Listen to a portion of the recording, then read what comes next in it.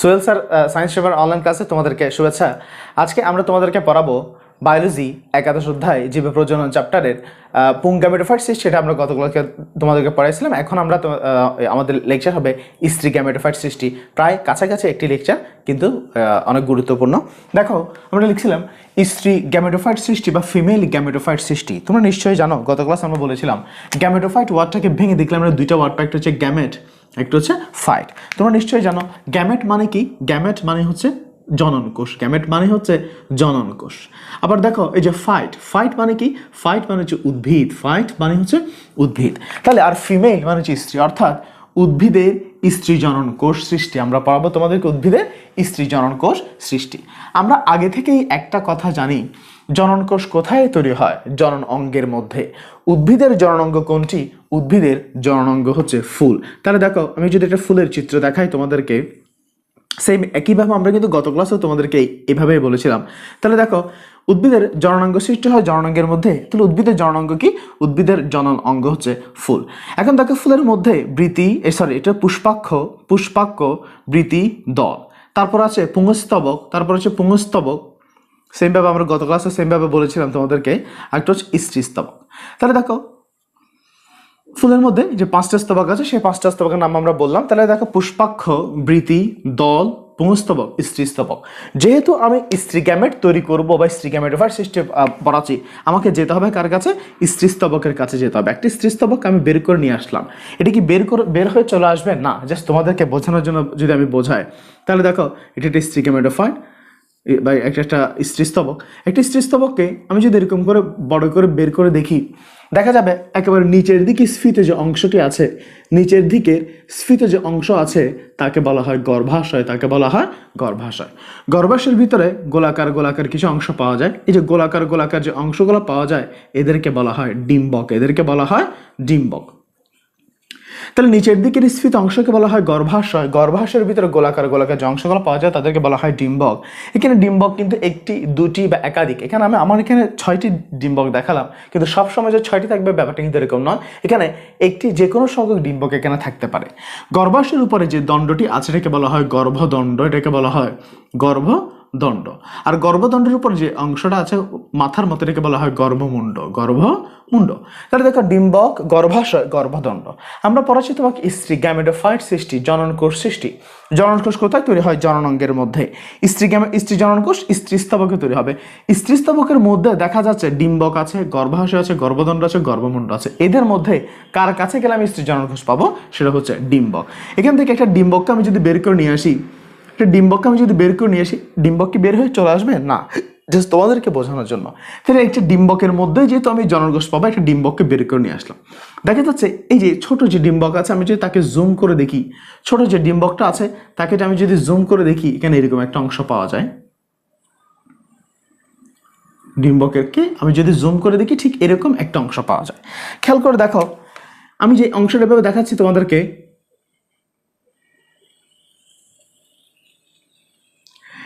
এই যে এখানে কিছু অংশ দেখা যাচ্ছে, দেখো, এটা হচ্ছে ডিম্বক নাড়ি, ডিম্বক নাভি, ডিম্বক মূল, ডিম্বক রন্ধ্র।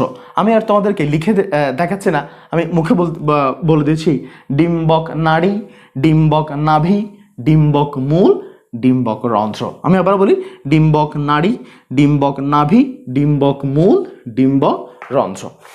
এখন দেখো, ভেতরে অনেকগুলো কোষ আছে। ভেতরে যে কোষগুলো আছে, ভিতরে অনেকগুলো কিন্তু কি থাকে? কোষ থাকে।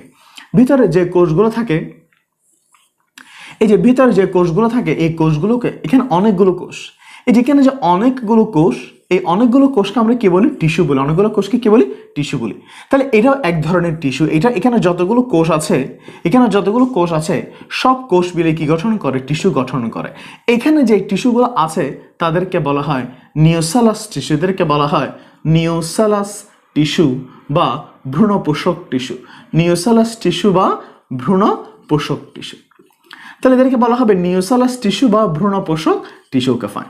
এখন এই যে নিওসালাস টিস্যু বা ভ্রূণ পোষক টিস্যুর মধ্যে যে অনেকগুলো কোষ আছে তার মধ্যে যে কোনো একটি কোষ সাধারণত ডিম্বক রন্ধ্রের দিকে যে কোষগুলো থাকে তাদের মধ্যে এই প্রবণতা বেশি দেখা যায়। তাহলে দেখো অনেকগুলো নিউসেলার টিস্যুর অনেকগুলো কোষের মধ্যে যে কোনো একটি কোষের মধ্যে একটি প্রবণতা দেখা যায়। সাধারণত কোন কোষে, নিচের দিকে যে কোষ আছে তাদের মধ্যে অপেক্ষাকৃত বেশি প্রবণতা দেখা যায়। এই যে বললাম, বারবার করে বলে দিচ্ছি, একটা প্রবণতা। সেটা কি প্রবণতা? সেটি হচ্ছে একটি কোষ আকারে বড় হয়, অন্যান্য কোষের তুলনায় একটি কোষ আকারে কি হয়, আকারে বড় হতে শুরু করে। যে কোষটি আকারে বড় হতে শুরু করে তার মানে এখানে কিছু একটা হচ্ছে, একটা কোষ যখন আকারে বড় হতে থাকে সে তখন আশেপাশের কোষগুলোকে একটু কি রাখে, সাপ্রেস করে রাখে, চেপে রাখে। তাহলে এখানে যে একটা কোষ যদি আকার বড় হচ্ছে, দ্যাট মিনস এখানে কিছু একটা হচ্ছে, something is happening here. So আমি যদি এই কোষটাকে একটু বড় করে দেখি, দেখো এখানে তাহলে একটা কোষের মধ্যে একটা নিউক্লিয়াস আছে। প্রথমে এই নিউক্লিয়াসটি দেখো, এই যে নিউক্লিয়াসটি প্রথমে মিওসিস প্রক্রিয়ায় এটি প্রথমে মিওসিস প্রক্রিয়ায় বিভাজিত হয়। কোন প্রক্রিয়ায়? মিওসিস প্রক্রিয়ায় বিভাজিত। আমি তোমাকে দেখাচ্ছি, এটি মিওসিস প্রক্রিয়ায় বিভাজিত হয়। তোমরা নিশ্চয়ই জানো মিওসিস প্রক্রিয়ায় যদি বিভাজিত হয় একটা নিউক্লিয়াস থেকে কয়টা নিউক্লিয়াস তৈরি হয়? একটা নিউক্লিয়াস থেকে 4টি নিউক্লিয়াস তৈরি হয়। তাহলে দেখো মিওসিস প্রক্রিয়ায় একটা নিউক্লিয়াস থেকে 4টি নিউক্লিয়াস তৈরি হয়। এই যে 4টি নিউক্লিয়াস তৈরি হয়, দেখা যায় এদের মধ্যে আবার প্রতিযোগিতা শুরু হয়। এই যে এটা নিউক্লিয়াস, সে তার চারপাশে সাইটোপ্লাজম থেকে কি গ্রহণ করে? চারপাশে সাইটোপ্লাজম থেকে পুষ্টি গ্রহণ করে। যখন চারপাশে সাইটোপ্লাজম থেকে পুষ্টি গ্রহণ করে, দেখা যায় যে কোনো একটি কোষ অপেক্ষাকৃত বেশি পুষ্টি গ্রহণ করে এবং অতিমাত্রায় পুষ্টি গ্রহণ করার কারণে একটি কোষই বেঁচে থাকে, বাকি 3টে কোষ নষ্ট হয়ে যায়। এটা কিন্তু ন্যাচারাল প্রসেসটা এরকম।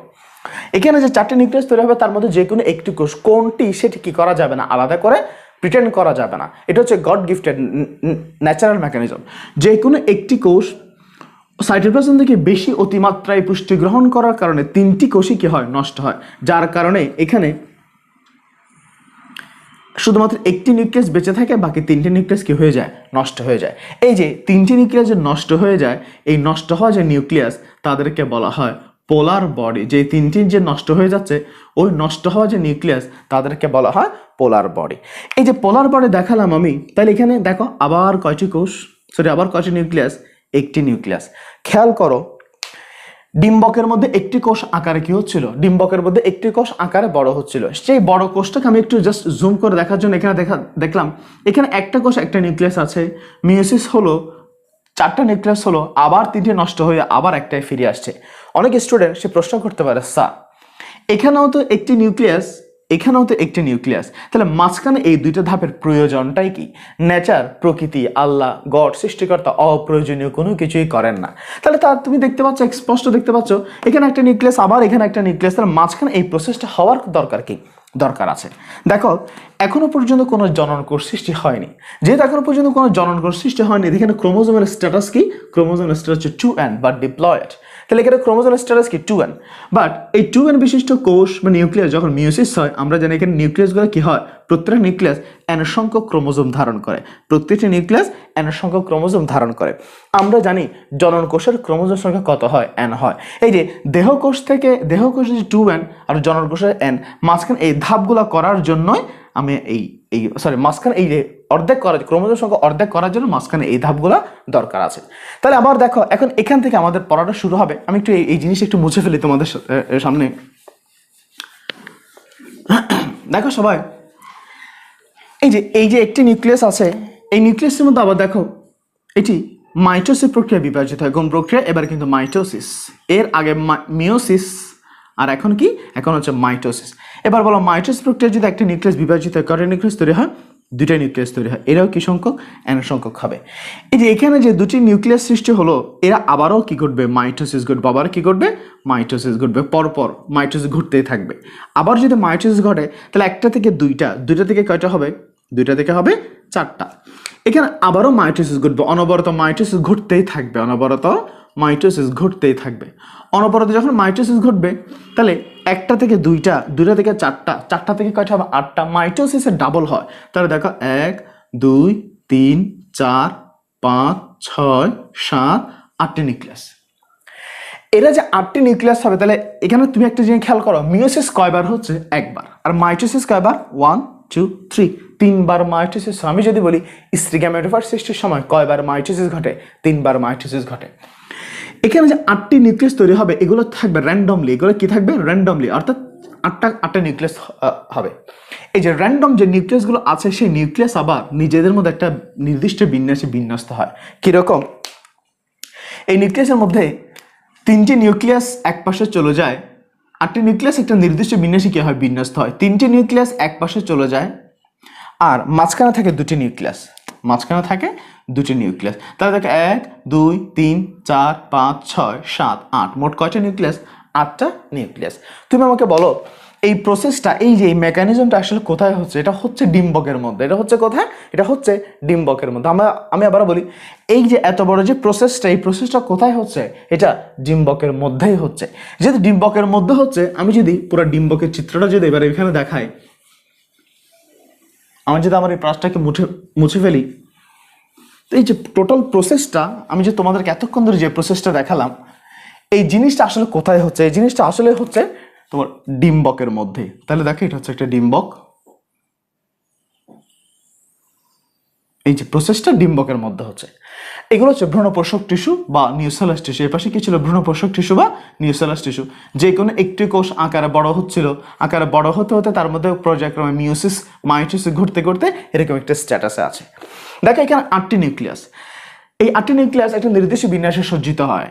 এখানে মনে রাখবা যে 3টি নিউক্লিয়াস ডিম্বক রন্ধ্রের দিকে থাকে, যে 3টি নিউক্লিয়াস ডিম্বক রন্ধ্রের দিকে থাকে, যে 3টি নিউক্লিয়াস ডিম্বক রন্ধ্রের দিকে থাকে। ডিম্বক রন্ধ্রের দিকে কোন 3টি নিউক্লিয়াস? উপরের 3টি না নিচের 3টি? নিচের 3টি নিউক্লিয়াসই ডিম্বক রন্ধ্রের দিকে আছে। এদেরকে বলা হয় ডিম্বাণু যন্ত্র, এদেরকে বলা হয় ডিম্বাণু যন্ত্র বা এগ অ্যাপারেটাস। ডিম্বাণু যন্ত্র বা এগ অ্যাপারেটাস। আমি কিন্তু একটা কথা তোমাকে বলে দিয়েছি, সেটা হচ্ছে আমি উপর আর নিচে বলি না, আমি বলছি যে 3টি নিউক্লিয়াস ডিম্বক রন্ধ্রের দিকে থাকে তাদেরকে বলা হয় ডিম্বাণু যন্ত্র। এখন দেখো ডিম্বাণু যন্ত্র বলতে তাদের 3টে নিউক্লিয়াস আছে, 1টা 2টা 3টা। এই যে 3টে নিউক্লিয়াসের মধ্যে যেটি মাঝখানে থাকে এটাই হচ্ছে আসল ডিম্বাণু। যেটি মাঝখানে থাকে এটাই হচ্ছে আসলে কি? এটাই হচ্ছে আসল ডিম্বাণু। আর যাদের পাশে থাকে, যারা পাশে থাকে এদেরকে বলা হয় সাহায্যকারী নিউক্লিয়াস, এদেরকে বলা হয় সাহায্যকারী নিউক্লিয়াস। তাহলে এখানে যে 3টি নিউক্লিয়াস দেখতে পাচ্ছ তার মধ্যে যে নিউক্লিয়াসটি একেবারে মাঝখানে থাকে সেটাই হচ্ছে আসল ডিম্বাণু, আর যারা পাশে থাকে তাদেরকে বলা হয় সাহায্যকারী নিউক্লিয়াস। আবার অপোজিট সাইডে ডিম্বাণু যন্ত্রের অপোজিট সাইডে যে 3টি নিউক্লিয়াস থাকে তাদেরকে বলা হয় প্রতিপাদ নিউক্লিয়াস, তাদেরকে বলা হয় প্রতিপাদ নিউক্লিয়াস। এই যে প্রতিপাদ নিউক্লিয়াস, এর ইংলিশ নাম হচ্ছে অ্যান্টিপোডাল নিউক্লিয়াস, অ্যান্টিপোডাল নিউক্লিয়াস।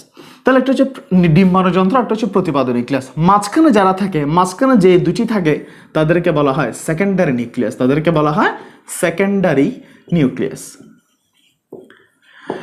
এই যে তাহলে আমাদের মধ্যে আমরা পড়াচ্ছিলাম তোমাদেরকে স্ত্রী গ্যামেট তৈরি। আসলে স্ত্রী গ্যামেট বলতে আসলে কোনটি? এই যে ডিম্বাণু যেটি, এটিই হচ্ছে স্ত্রী গ্যামেট। এটা কি? স্ত্রী গ্যামেট। তাহলে এটা হচ্ছে সবগুলো হচ্ছে স্ত্রীস্তবকের অংশ, স্ত্রী গর্ভপত্রের অংশ। তাহলে দেখো আমি যদি এখানে দেখাই তোমাকে ডিম্বাণু, সাহায্যকারী নিউক্লিয়াস, সেকেন্ডারি নিউক্লিয়াস, প্রতিপাদ নিউক্লিয়াস, ডিম্বক, পুরো ডিম্বক, নিউসেলাস টিস্যু, এদের সবাইকে নিয়ে গঠিত হয় স্ত্রী গর্ভপত্র। এই সবাইকে একসাথে কি বলা হয়? স্ত্রী গর্ভপত্র। আর এখানের মধ্যে শুধু এটিকে আমরা কি বলি? ডিম্বাণু বলি। এর আগের ক্লাসে আমরা পুংগ্যামেটোফাইট সিস্টেম পড়াইছি, আজকে আমরা তোমাদেরকে স্ত্রী গ্যামেটোফাইট সিস্টেম পড়াইছি। কথা হচ্ছে গ্যামেট বা জননগোষ্ঠী তৈরি হয়ে আছে, কিন্তু এদের মধ্যে মিলন ঘটাতে হবে, অর্থাৎ নিষেক ঘটাতে হবে। দেখো এটা হচ্ছে নিষেক এবং দ্বিনিষেক। এখনকার টপিক হচ্ছে নিষেক এবং দ্বিনিষেক। দেখো এটা হচ্ছে একটা স্ত্রী গর্ভপত্র আর একটা হচ্ছে একটা পুংরেণুপত্র। পুংরেণুপত্রে পরাগায়নের পর আমরা পরাগায়নটা আমরা দেখাবো বায়ু পরাগী, পতঙ্গ পরাগী বা পানি পরাগী, বাতাস, পানি অথবা পতঙ্গের মাধ্যমে যে কোনোভাবে পরাগায়ন হোক না কেন, পরাগায়নের পর তাহলে এটা তোমরা নিশ্চয়ই জানো, এগুলো হচ্ছে এক্সাইন, ইনটাইন। এটা হচ্ছে ডিম্বাণু কি নালিকা, পোলেন টিউবের মধ্যে এটা হচ্ছে নালিকা নিউক্লিয়াস, আর এদের হচ্ছে পুংগ্যামেট, এই দুইটা পুংগ্যামেট। পরাগায়নের পর নালিকার এই যে পোলেন টিউব, যেটা হচ্ছে পোলেন টিউব ডিম্বক রন্ধ্র দিয়ে ভিতরে প্রবেশ করে। পোলেন টিউব ডিম্বক রন্ধ্র দিয়ে কোথায় প্রবেশ করে? পোলেন টিউবটা ডিম্বক রন্ধ্র দিয়ে সে ভিতরে প্রবেশ করবে। তাহলে দেখো পোলেন টিউব আমি তোমাদেরকে দেখাচ্ছি, তোমাদের সামনে দেখাচ্ছি। ডিম্বক রন্ধ্র দিয়ে সে কোথায় প্রবেশ করলো? ভিতরে প্রবেশ করলো। ভিতরে যখন প্রবেশ করে হচ্ছে তার নালিকা নিউক্লিয়াস, আর এদিকে কি? এদিকে হচ্ছে পুংগ্যামেট, এই দুটোই পুংগ্যামেট। যখন সে ভিতরে প্রবেশ করে, এই যে নালিকা নিউক্লিয়াস যেটি আছে, বড় বড় নালিকা নিউক্লিয়াস যেটি আছে, সে একটা এনজাইম নিঃসরণ করে হায়ালুরোনিডেজ। হায়ালো একটা এনজাইম নিঃসরণ করে, সেই এনজাইমের নাম হচ্ছে হায়ালুরোনিডেজ। এখানে কিন্তু আরো বেশ কয়েকটি এনজাইম নিঃসৃত হয়, তবে তোমাদের জন্য এগুলো লাগবে না, এটাও তোমাদের জন্য লাগবে না। তাহলে একটা হায়ালুরোনিডেজ তোমাকে একটা এনজাইম নিঃসরণ হয়, সে এনজাইমের প্রভাবে সে নিজেও নষ্ট হয় এবং তার নালী এবং ডিম্বাণু যন্ত্রের নিউক্লিয়াসের যে প্রাচীর আছে সব কি হয়ে যায়, নষ্ট হয়ে যায়। তাহলে দেখো, একটা নালিকা নিউক্লিয়াস ছিল, সেই নালিকা নিউক্লিয়াস থেকে নিঃসৃত এনজাইমের প্রভাবে এটি নিজেও নষ্ট হয় এবং তার প্রাচীরের, তার যে সামনে পোলেন টিউবের যে প্রাচীর এবং ডিম্বাণু যন্ত্রের সামনে যে প্রাচীর ছিল, সেই প্রাচীরে কি হয়, নষ্ট হয়। অর্থাৎ এখন এদের মধ্যে একটা কানেকশন তৈরি হয়ে যায়, একটা কানেকশন তৈরি হয়। এখন তো আমরা নিশ্চয়ই জানি এটা হচ্ছে স্ত্রী গ্যামেট বা ডিম্বাণু। তাহলে এখানে দুটি পুংগ্যামেট আছে, কয়টা পুংগ্যামেট? দুটি পুংগ্যামেট আছে। এদের দুটি পুংগ্যামেট যারা আছে তারা আবার সাঁতার কেটে কেটে প্রবাহিত হয়ে এই দুটি পুংগ্যামেটের মধ্যে যে কোনো একটি ডিম্বাণুর সাথে মিলিত হয়। এই যে পুংগ্যামেটের সাথে ডিম্বাণুর যে মিলন, এটাকে আমরা বলি নিষেক। পুংগ্যামেটের সাথে ডিম্বাণুর যে মিলন, এটাকে কি বলা হয়? নিষেক বা ফার্টিলাইজেশন। নিষেক বা ফার্টিলাইজেশন, এটাকে বলা হয় নিষেক বা ফার্টিলাইজেশন। একটা জিনিস বলি তোমাদেরকে, নিষেক বা ফার্টিলাইজেশন কাকে বলে? সবাই বলবে ডিম্বাণুর সাথে শুক্রাণু মিলনকে নিষেক বলে, পুংগ্যামেটের সাথে স্ত্রী গ্যামেটের মিলনকে নিষেক বলে। Okay fine. তাহলে দেখো, আমরাও লিখে দিচ্ছি ডিম্বাণুর সাথে শুক্রাণু বা পুংগ্যামেটের মিলনকে, ডিম্বাণুর সাথে শুক্রাণু বা পুংগ্যামেটের যে মিলন, এটাকে কি বলা হয়? নিষেক বলা হয়। সবাই যদি এটা লেখে সবাই নাম্বার পাবে। ডিম্বাণুর সাথে পুংগ্যামেটের মিলনকে নিষেক বলে এটা লিখলে সবাই সেম নাম্বার পাবে। কিন্তু খাতার ইমপ্রেশনের একটা ব্যাপার আছে, টিচারের সামনে আনসারের কোয়ালিটি একটা ফ্যাক্টর। কোয়ালিটি যদি বাড়াতে চাও, যদি 100% কোয়ালিটি বাড়াতে চাও, তোমাকে লিখতে হবে। তুমি চিন্তা করে দেখো, এখানে চোখে দেখো ডিম্বাণু বড় না পুংগ্যামেট বড়? অবশ্যই ডিম্বাণু বড়। সবসময় ডিম্বাণু থাকে বড়, আবার পুংগ্যামেট থাকে ক্ষুদ্র। তাহলে ডিম্বাণুটা বড়, পুংগ্যামেটটা ক্ষুদ্র। একটা জিনিস তোমাদেরকে বলি, কে কার কাছে যায়? ডিম্বাণু কি পুংগ্যামেটের কাছে যায় নাকি পুংগ্যামেট ডিম্বাণুর কাছে যায়? তুমি নিশ্চয়ই জানো পুংগ্যামেট ডিম্বাণুর কাছে আসছে, ডিম্বাণু পুংগ্যামেটের কাছে যায়নি। আজীবন মনে রাখবে, এটা ন্যাচারাল প্রসেস। পুরুষ প্রজাতি সবসময় স্ত্রী প্রজাতির কাছে যাবে, স্ত্রী প্রজাতি পুরুষ প্রজাতির কাছে আসবে না। তাহলে দেখো, এখানে স্ত্রী গ্যামেট বড়, ডিম্বাণু বড়, কিন্তু সেটি থাকে নিশ্চল, সে তার জায়গায় বসে থাকে, সে নিশ্চল। কিন্তু পুংগ্যামেট হচ্ছে কি? সচল, ক্ষুদ্র কিন্তু কি? সচল। এবার আমি যদি তোমাকে এরকে পড়াই, অপেক্ষাকৃত বড় ও নিশ্চল স্ত্রী গ্যামেটের সাথে, অপেক্ষাকৃত বড় ও নিশ্চল স্ত্রী গ্যামেটের সাথে ক্ষুদ্র ও সচল পুংগ্যামেটের যে মিলন, এটাকেই বলা হয় নিষেক। অপেক্ষাকৃত বড় ও নিশ্চল স্ত্রী গ্যামেটের সাথে ক্ষুদ্র সচল পুংগ্যামেটের যে মিলন হচ্ছে, এটাকেই বলা হয় নিষেক। তাহলে নিষেকের সংজ্ঞা তোমরা বলবে এইভাবে। এবার দেখো, দুটি পুংগ্যামেটের মধ্যে একটি পুংগ্যামেট ডিম্বাণুর সাথে মিলিত হলো, নিষেক হলো। Okay fine. আরও একটি পুংগ্যামেট কিন্তু থেকে যায়। এই পুংগ্যামেটটি আবার দেখো আবার এদিকে গিয়ে ক্রস করে আরেকটি যে পুংগ্যামেট আছে, সেই পুংগ্যামেট সেকেন্ডারি নিউক্লিয়াসের সাথে কি হয়ে যায়? সেকেন্ডারি নিউক্লিয়াসের সাথে মিলিত হয়। এই যে সেকেন্ডারি নিউক্লিয়াসের সাথে মিলিত হয়, তাহলে এখানেও একবার কি হলো?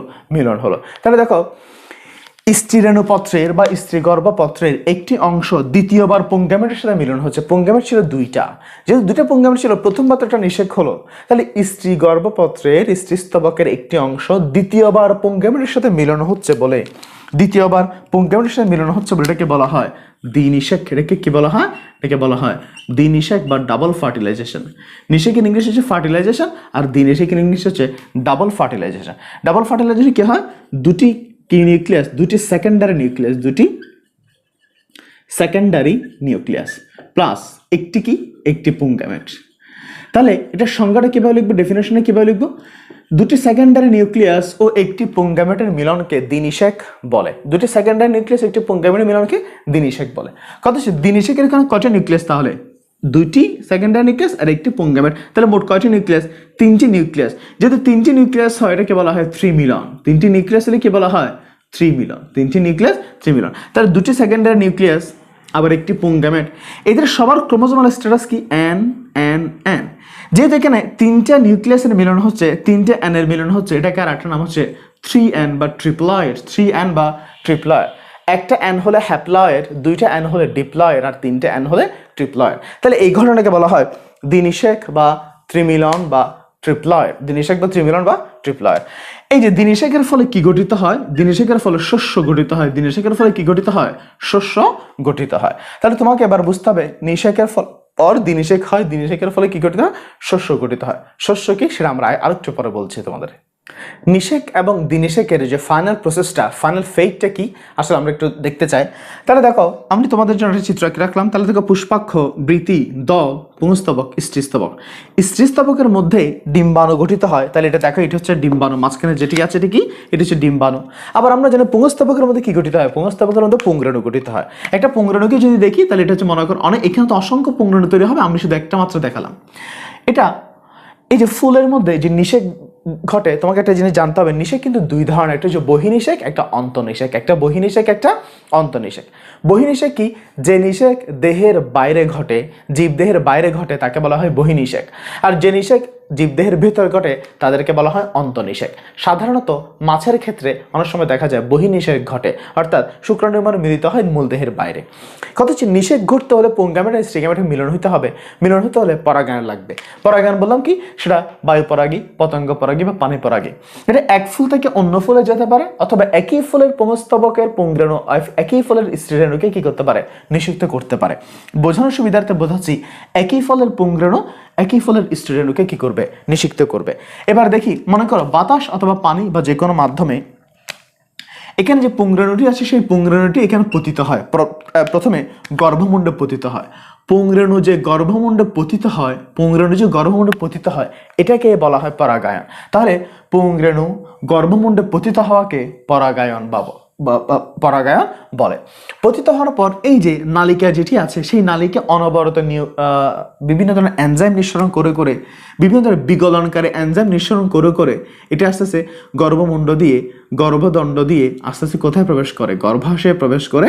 সে কোথায় যায় দেখো, গর্ভাশয়ে প্রবেশ করে। দেখো তাহলে দেখো এখানে, তাহলে যেটা নালিকা পোলেন টিউব যেটা ছিল, আসলে পোলেন টিউব দেখো এখানে পতিত হওয়ার পর শুধুমাত্র পোলেন টিউবটাই প্রবেশ করে, নালিকাটাই প্রবেশ করে। নালিকাটা দেখো, নালিকাটা এরকম করে এখানে পতিত হয়। তাহলে দেখো পোলেন টিউবটি আস্তে আস্তে কোথায় প্রবেশ করবে, ডিম্বক রন্ধ্র দিয়ে ভিতরে প্রবেশ করবে। সে এখানে কয়টি নিউক্লিয়াস ছিল তোমরা জানো, এখানে দুটি নিউক্লিয়াস ছিল। এখানে কয়টি নিউক্লিয়াস ছিল, এখানে তিনটা নিউক্লিয়াস। একটা হচ্ছে পোলেন টিউব, নালিকা নিউক্লিয়াস, আর দুইটা পুংগামেট। আমরা নিশ্চয় আগে থেকে জানি, নালিকা নিউক্লিয়াস থেকে নিশ্চিত এনজাইমের মাধ্যমে, নালিকা নিউক্লিয়াস থেকে নিশ্চিত এনজাইমের মাধ্যমে এদের পর্দায় কি হয়, বিগলিত হয় এবং পর্দাগুলো এখানে মিলিত হয়। তাহলে এখানে দুটি পুংগামেট আছে, একটি পুংগামেট, দুটি পুংগামের মধ্যে একটি পুংগামেট কার সাথে মিলন হয়, ডিম্বাণুর সাথে মিলন হয়, এটাকে আমরা কি বলি, নিষেক। আরো একটি পুংগামেট সে সেকেন্ডারি নিউক্লিয়াসের সাথে মিলন হয়, এটাকে আমরা কি বলি, দ্বিনিষেক বা ত্রিমিলন, দ্বিনিষেক বা ত্রিমিলন। তাহলে দেখো এখানে কি গঠিত হয়, এখানে হচ্ছে নিষেক ঘটে। এখানে কি ঘটে, এখানে নিষেক ঘটে। আর তার উপরে কি ঘটে, তার উপরে দ্বিনিষেক ঘটে, তার উপরে দ্বিনিষেক ঘটে। আগে থেকে বলে দিয়েছিলাম দ্বিনিষেক কি হয়, দ্বিনিষেক দ্বারা কি গঠিত হয়, শস্য গঠিত হয়। দ্বিনিষেক দ্বারা কি গঠিত হয়, শস্য গঠিত হয়। শস্য কি একটু পরে বলছি। একটা কথা মনে রাখতে হবে, যেখানে নিষেক হবে সেখানে জাইগোট হবে, যেখানে জাইগোট হবে সেখানে ভ্রূণ হবে, যেখানে ভ্রূণ হবে সেখানেই বীজ হবে। আবারও বলি, যেখানে নিষেক হবে সেখানে জাইগোট হবে, যেখানে জাইগোট হবে সেখানে ভ্রূণ হবে, যেখানে ভ্রূণ হবে সেখানে বীজ হবে। তাহলে দেখো, তাহলে বীজ কোথায় হবে, যেখানে নিষেক হবে সেখানে বীজ হবে। তা দেখো এখানে নিষেক হলো, তাহলে এই নিষেকের পরে নিষেকের মাধ্যমে কি গঠিত হবে, নিষেক যেখানে হয় সেখানে জাইগোট, সেখানে ভ্রূণ, সেখানে বীজ। দ্যাট মিনস নিষেক কোথায় ঘটে, নিষেক ঘটে ডিম্বকের মধ্যে। এই প্রসেসটা কোথায় ঘটলো, এই প্রসেসটা আসলে কোথায় ঘটলো, ডিম্বকের মধ্যেই তো ঘটলো। এই যে ডিম্বকটা, পুরো ডিম্বকটাই কিসে পরিণত হবে, এই পুরো ডিম্বকটা আসলে, ডিম্বকটা নিষেকের মাধ্যমে বীজে পরিণত হয়। তাহলে নিষেক কোথায় গঠিত হয়, নিষেক গঠিত হয় ডিম্বকের মধ্যে, এবং এই ডিম্বকটাই কিসে গঠিত হয়, বীজে পরিণত হয়। বীজের মধ্যে, তাহলে পুরাটাও তো ডিম্বক, পুরাটা তো বীজ, বীজের মধ্যে সেন্টার পয়েন্ট বা বীজের মধ্যে আরো একটি যে ঘটনা, এটা হচ্ছে দ্বিনিষেক বা শস্য, দ্বিনিষেক বা শস্য। একটা জিনিস খেয়াল করো, এটা তো ডিম্বক পেলাম আর এটা তো দ্বিনিষেক বা শস্য পেলাম। এখন কথা হচ্ছে এই যে এই পুরো প্রসেসটা কোথায়, ডিম্বকটা কোথায়, ডিম্বকটা হচ্ছে কিন্তু গর্ভাশয়। ডিম্বক কোথায়, ডিম্বক হচ্ছে গর্ভাশয়। তাহলে এটা যদি গর্ভাশয় হয়, দেখো এটা হচ্ছে গর্ভাশয়, এই যে গর্ভাশয়, এটা যেটা গর্ভাশয় যদি দেখায় তোমাকে, এই যে গর্ভাশয়, এই গর্ভাশয় কিন্তু ফলে পরিণত হয়। গর্ভাশয় কিসে পরিণত হয়? গর্ভাশয় তখন ফলে পরিণত হয়। তাহলে একটু খেয়াল করে আমরা, যেখানে নিষেক হবে সেখানে জায়গোট হবে, সেখানে ভ্রূণ হবে, সেখানে বীজ হবে। এটা কোথায় হচ্ছে? ডিম্বকের মধ্যে। তাহলে ডিম্বকটাই বীজে পরিণত হয়। ডিম্বকের মধ্যে যদি দিনিষেক ঘটছে আবার কেন্দ্রস্থলে সেখানে কি করে? শস্য। তাহলে শস্য কোথার ভিতরে? বীজের ভিতরে বা ডিম্বকের ভিতরে। ডিম্বকের বাইরে কি ছিল? গর্ভাশয়। ডিম্বকের বাইরে কি ছিল? গর্ভাশয়। সেই গর্ভাশয় কিসে পরিণত হয়? ফলে পরিণত হয়। ফলে পরিণত হওয়ার পর বাকি যে স্তবকগুলো আছে, ফুলের বাকি যে স্তবক আছে সেগুলো ঝরে পড়ে যায়। ফুলের বাকি স্তবকগুলো কি হয়? ঝরে পড়ে যায়। এই যে যেটা পুষ্পাক্ষ ছিল, যেটা পুষ্পাক্ষ ছিল সেটা ফলের সাথে কি থাকে? যুক্ত থাকে। সেটা ফলের সাথে যুক্ত থাকে। তাহলে বাকি সবগুলো অংশ কি হবে? ঝরে পড়ে যাবে। তাহলে এখানে তুমি যেটা বাইরে পাচ্ছ গর্ভাশয়, তারপরে পাচ্ছ ডিম্বক, তারপরে পাচ্ছ সেকেন্ডারি নিউক্লিয়াস। এই গর্ভাশয়টা ফলে পরিণত হয়, ডিম্বকটা বীজে পরিণত হয়, ডিম্বকটা বীজে পরিণত হয়, আর দিনিষেকের ফলে কি গঠিত হয়? শস্য গঠিত হয়। এখন তোমাকে আমি প্রথমে শস্য কি জিনিস সেটা একটু বোঝাই। মনে করো এখন তো বড়ই, এই যে বড়ইয়ের সিজন, আমি যদি বলি বড়ই, একটা বড়ইকে যদি আমি কল্পনা করে দেখি এটা হচ্ছে বড়ইয়ের মধ্যে, তাহলে এটা পুরো হচ্ছে বড়ই। বড়ইয়ের মধ্যে দেখা যাবে এখানে একটা বড়ইয়ের একটা দানা পাওয়া যায়। বড়ইয়ের কি পাওয়া যায়? বড়ইয়ের দানা পাওয়া যায়। তাহলে বড়ইয়ের যে অংশটা আমরা খাচ্ছি, যে অংশটা আমরা খাচ্ছি, তাহলে এটা এই অংশটাতে আমরা খাই। বড়ই খেয়ে খেয়ে আমরা ফেলে দিচ্ছি। এই যে বড়ইয়ের যে অংশটা খাচ্ছি, আসলে এটি হচ্ছে একটা গর্ভাশয়। তাহলে একটা বড়ই নিয়ে আমি খেয়ে খেয়ে খেয়ে খেয়ে একটা কি পেলাম? একটা বড়ইয়ের একটা দানা পাওয়া যায়, একটা বীজ পাওয়া যায়। এই যে এটাই হচ্ছে বীজ। এই বীজটা আসলে কি? বীজ হচ্ছে আসলে ডিম্বক। বীজ হচ্ছে আসলে কি? ডিম্বক। যারা গ্রামে থাকে বিশেষ করে তারা বেশি ভালো বলতে পারবা।